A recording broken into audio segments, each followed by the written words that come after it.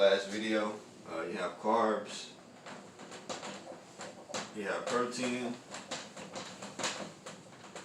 and then you have fats. Okay, so fats, we'll start there.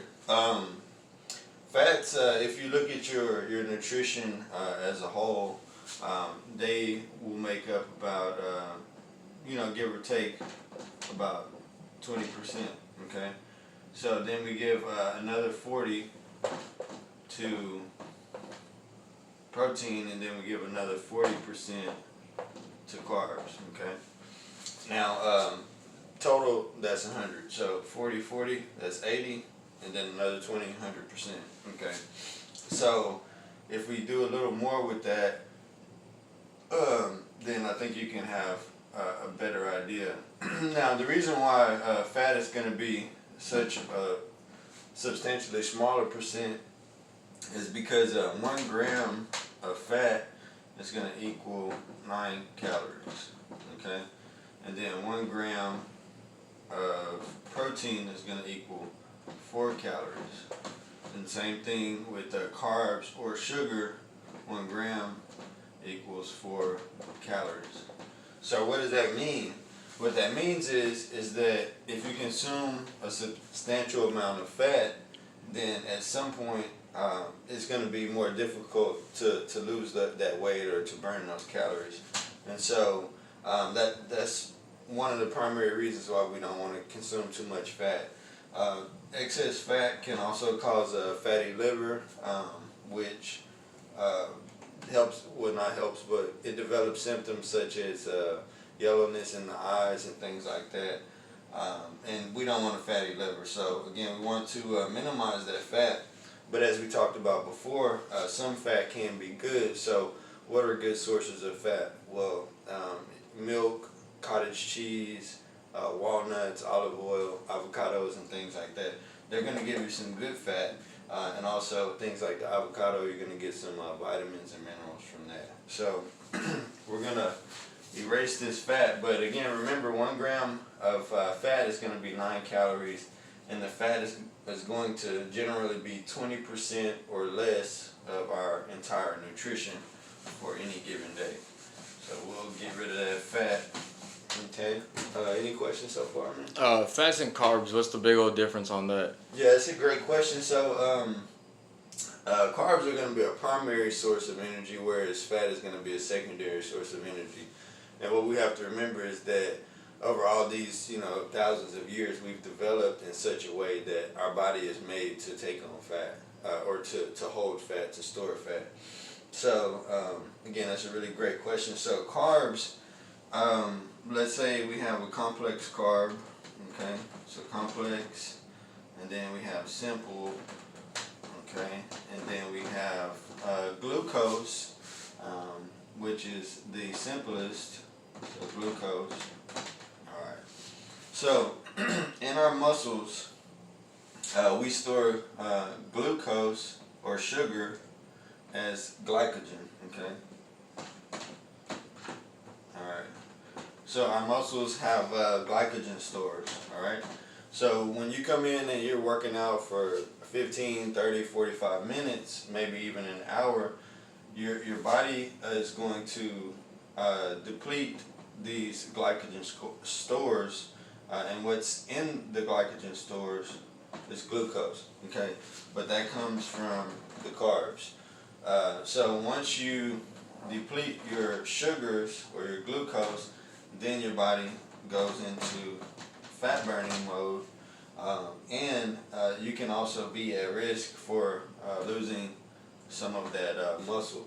So that's why, depending on what your goal is, you do want to have high carbs. I know people are often afraid of carbs, but what I always say is that the carbs, they hide behind the fats. So you can take something like a donut and you're like, oh, that's carbs. Yeah, there are carbs in there, but there's also fat from eggs or the egg yolk, whatever it's fried in, and things like that. And also the problem with something like a donut is not only does it have carbs, but it has a lot of sugar, which is also a form of carb, and it's a simple sugar, so it's on this end. But my point is that You can get a lot of sugar on one donut, but you don't need all that sugar. But the bread part is fine. So anyway, to answer that question, you take something like a donut or even pizza, and you're like, oh, pizza, carbs. Well, pizza does have carbs, but think about it, the meat or the pepperoni, substantial amount of oil. The cheese has oil. They may put olive oil in the tomato sauce. So there's a lot of oil or fats that's kind of hiding behind the carbs. So for your energy source, you're going to primarily want to stick with carbs. Fat is more important for bodily functions and things like that. So again, some fats, again, I mentioned walnuts and olive oil. If you consume those things, they can aid in fat loss, right? Fats can also transport nutrients as well, which again, when you boost your insulin, so say I work out and I eat some candy, something like Sour Punch Straw or the Pixie Sticks, it's very sugary. So what that does is it spikes my insulin, which has to do with the pancreas, and now my muscles, they're ready to absorb nutrients. So it may seem a little or sound a little complex, but in short, if you keep the carbs to about 40% and then keep the fats to 20% or less, then you should be good. But does that answer your question? Yeah. Okay. Yeah. Anytime you have questions, man, just jump in and I'll do my best to answer them. So fat, and then protein. So where can we get protein from? We all know from meat. So meat. So your fish, your chicken, your beef, eggs. Okay. Beans are really high in protein, and so these are just some sources of protein. You can also get protein from nuts. Okay. You can also get protein from legumes or a pseudo cereal like quinoa. Now here, if we're eating nuts, the fat content or profile is going to be a lot higher than, let's say, beans. Okay. Beans are going to have all three of the macronutrients. So they have protein, so I'll put a P for protein. They have fat, and they also have carbs. So beans are pretty, substantial in terms of the three macronutrients. Eggs, protein, fat, and like 0.0001, like as far as carbs, like they don't have many carbs. And then your chicken, beef, fish, you're gonna have protein and fat. Again, no carbs there. So that's pretty much, again, protein. These are just different sources that you can get protein from. So typically what I do when I'm looking for protein sources, I will look for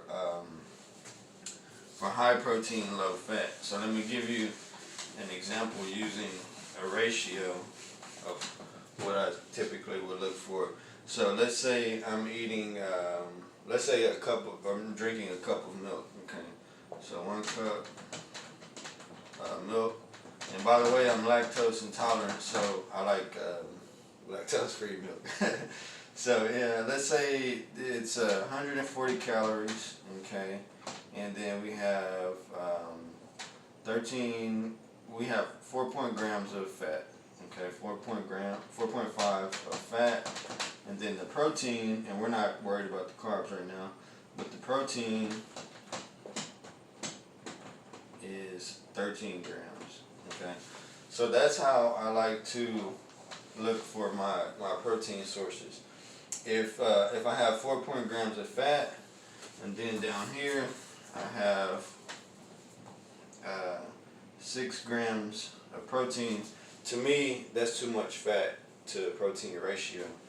Definitely, if I have 4.5 grams of fat and then 4.5 grams of protein, I'm not going to be happy with that. So this is sort of the numbers that you will see. Actually, it will be way higher if we looked at something like peanut butter. So if we looked at something like peanut butter we might see, let's say, about 8 grams of protein and then about 16 grams of fat. Okay, so that's why, again, people say, oh, peanut butter, it'll help you gain weight and all that kind of stuff. Yeah, it will, and I'm not saying don't eat peanut butter at all, but what I look for in my protein sources is low fat, high protein. So this is going in the opposite direction. Do you have any questions so far? When it comes to people trying to gain weight, would they still want to use that ratio on it, or for the fat to protein wise? Yeah, so that's a great point, and that's going to bring me to something else that I wanted to talk about, and what that is is your calorie or caloric intake, right? So let's say if we look on the back of any candy bar or milk or bread, generally what you'll see is the daily recommended value is going to be around 2,000 calories, okay?